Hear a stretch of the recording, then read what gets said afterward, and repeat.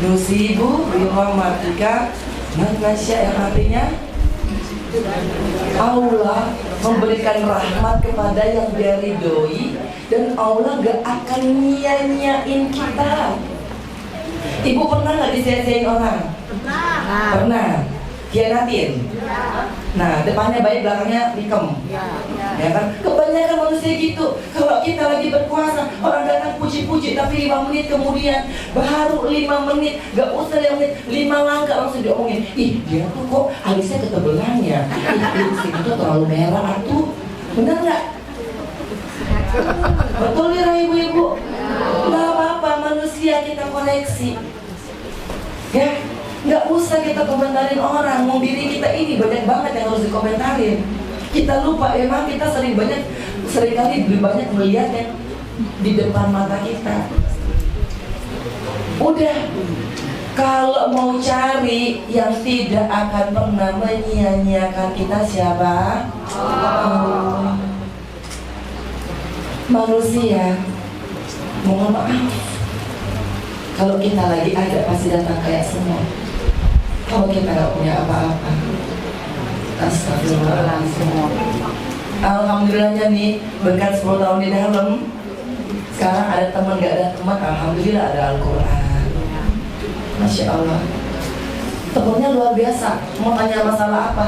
Ada semua jawabannya. Kalau kita curhat sama Besti, ada yang pengalaman curhat sama Besti, habis itu bocor rahasianya?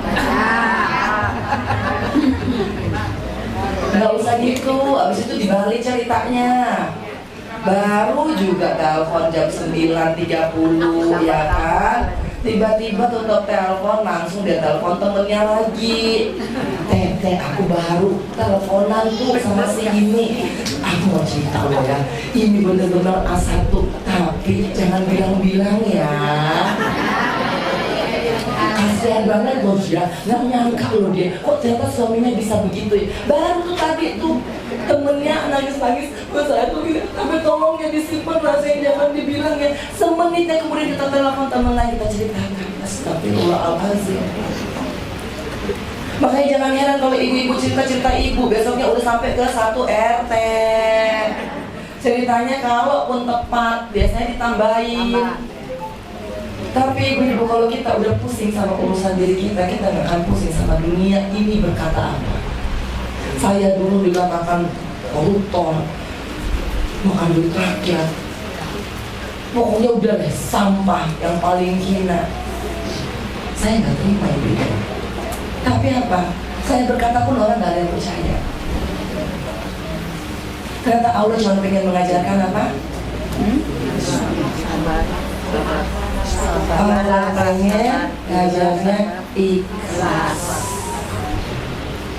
Allah pengen ngajarin bahwa Angie, gak ada yang punya. Udah, kamu ingin dihina orang atau kamu ingin dihina di akhirat nanti. Karena banyak orang dipuji di dunia tapi di akhiratnya terhina. Kita jangan sampai jadi seperti itu. Astagfirullahaladzim. Bersih-bersihin hati. Allah cuma pengen ngajarin apa? Gak punya dendam. Ibu-ibu, nikmatnya gak punya dendam itu luar biasa. Nikmatnya gak iri sama orang lain yang sukses itu luar biasa. Karena kadang-kadang musuh terbesar kita adalah apa? Kita iri sama orang yang lain yang lebih sukses dari kita. Udah gitu kita cari segala cara, akal gitu loh untuk dijatuhin dia. Astagfirullahaladzim. Udah, gak usah. Masalah jatuh enggaknya orang itu di tangan Allah. Allah hanya pengen ngajarin Angie gak usah dendam. Karena apa? Ngapain balas dendam? Ngebela diri aja gak bisa. Mau dendam dari mana kekuatannya? Dan Allah mampirkan surat Al-Fatihah. Inna fatana laka fatah mubina. Lihat firullah kaulah. Coba ada yang tahu artinya?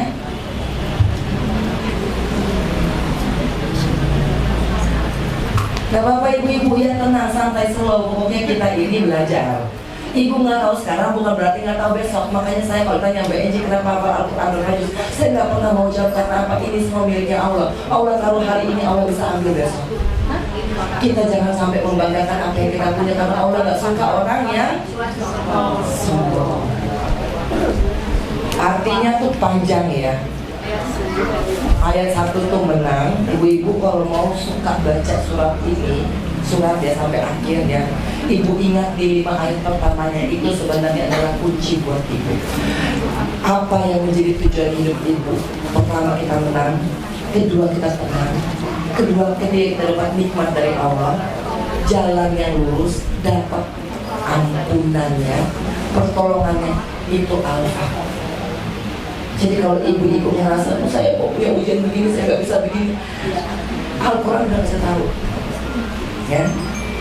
Jadi ibu-ibuku yang aku sayangi semuanya, hari ini aku nggak mau pakai nangis, karena kemarin tuh 2 sesi tuh udah nangis terus ya. Dan karena aku mau pulang, karena Kiana menanti, Kiana paling gak suka lihat kalau aku tuh matanya agak sembab. Jadi aku tuh menghindari untuk menceritakan yang terlalu emosional.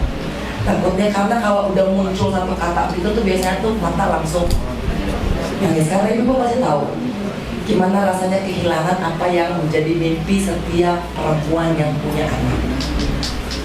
Pasti ibu-ibu yang di sini punya anak semua. Ya. Ketika punya anak pertama tahu gimana rasanya. Ya.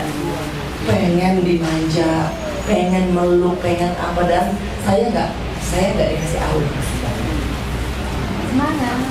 Semangat ya. Bismillah ya. Kalau ibu-ibu bisa melihat cerita saya berharap ibu-ibu tuh bisa memahami bahwa Allah itu punya cerita bagi setiap orang. Tapi kita itu harus pandai untuk memaknai ceritanya, untuk mendekatkan diri kita kepada Allah. Saya bukan siapa-siapa, gak punya apa-apa. Kalau ibu-ibu bilang saya pintar, saya cantik, bukan punya saya juga. Tapi saya punya Allah. Saya punya keyakinan apapun yang Allah takdirkan kepada saya, mau ada duit, gak ada duit, mau kaya, mau miskin, bukan itu takarannya surga. Takarannya surga bukan berapa banyak harta yang kita miliki, bukan berapa cantik kita di dunia ini. Karena takarannya Allah itu cuma sederhana. Takaran Allah itu cuma hati kita. Kalau ibu-ibu pengen hati bersih, harus hati-hati. Karena gak akan bisa langsung tiba-tiba hatinya bersih. Karena namanya manusia pasti ada nafsu. Tapi durasinya kita berkurang dan tobatnya kita berbalik. Masalahnya ibu-ibu yang saya alami, mudah-mudahan ini bisa jadi tipsnya buat ibu-ibu juga. Hati kita ini banyak sekali godaannya. Padahal hati kita ini Allah berikan semulia-mulianya. Gak pernah Allah tidak akan memenuhi kebutuhan kita. Tapi Allah gak akan memenuhi kemauan kita yang akan mencelakakan kita. Kita minta mobil, ibarat anak umur 4 tahun minta buat nyetir mobil sendiri, ibu-ibu kasihnya. Allah juga gitu. Kita mungkin minta ini, tapi Allah tahu itu akan mencelakakan. Allah gak kasih. Yang dulu saya benci, wa asa an takrahu syai'a wa huwa khairun lakum. Penjara dengan segala cerita susahnya.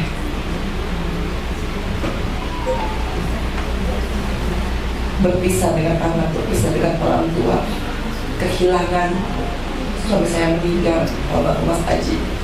2 tahun saya di dalam, kakak saya meninggal. Gak ada lagi yang ngurusin. Kemewahan, keterkenalan, nama besar. Saya ibu-ibu punya satu ruangan begini nih, isinya piala semua. Karena saya alhamdulillah dari kecil tuh suka sekali ikut kompetisi-kompetisi. Jadi ayah saya ini kayaknya ikutin semua, cerdas, cermat lah, ikutin lomba debat. Jadi sebegini itu isinya tuh medali sama piala. Dan itu jadi gak berarti semua, karena saya kena kasus. Jadi kehilangan itu Allah kasih ke saya. Ternyata Allah cuma pengen untuk menyatakan bahwa kalau kau terlalu cinta dunia, sesungguhnya engkau adalah budaknya dunia. Dan aku tidak menciptakan engkau untuk menjadi budak. Aku menciptakan engkau semulia-mulianya, bahkan yang paling mulia daripada makhluk ciptaan aku lainnya. Tapi kenapa kau memilih untuk merendahkan dirimu sendiri hanya karena apa? Harta dunia, jabatan, ketenaran. Kita dikasih Allah begitu banyak, kita yang merendahkan diri kita sendiri. Karena kita bohong sama Allah, kita hianat sama Allah. Kita bilang kita cinta sama Allah, tapi sesungguhnya kita nggak cinta sama Allah. Karena apa? Kita katakan Allah Akbar, tapi bukan Allah yang Akbar di hati kita. Kita katakan apa? Kuhadapkan wajahku lurus kepada Allah. Inna wajahku. Tapi apakah kita begitu dalam sholatnya? Kebanyakan kita sholat hanya mikiran urusan nanti. Kita zikir hanya zikir aja, tapi kita tidak mengingat Allah. Kita hanya astagfirullah, astagfirullah. Kita tidak mengingat Allah. Kita lagi pusing sama urusan dunia ini yang membutakan hati kita. Makanya alhamdulillah ibu-ibu, kalau ibu-ibu